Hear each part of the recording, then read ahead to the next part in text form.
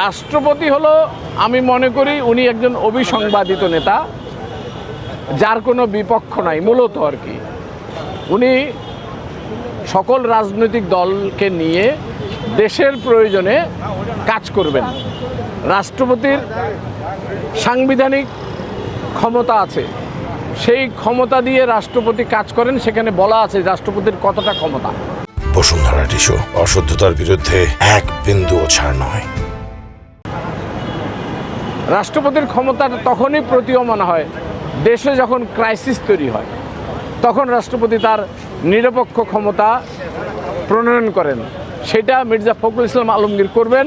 এবং এতটুকুন বলতে পারি, আপনার ওই যে আওয়ামী লীগের আব্দুল হামিদ সাহেব রাষ্ট্রপতি ছিলেন, আমরা জানতাম যে লোকটা অনেক হাসায়, অনেক কমেডি করতে পারে, লোকটা খুব ভোলা ভালা মানুষ।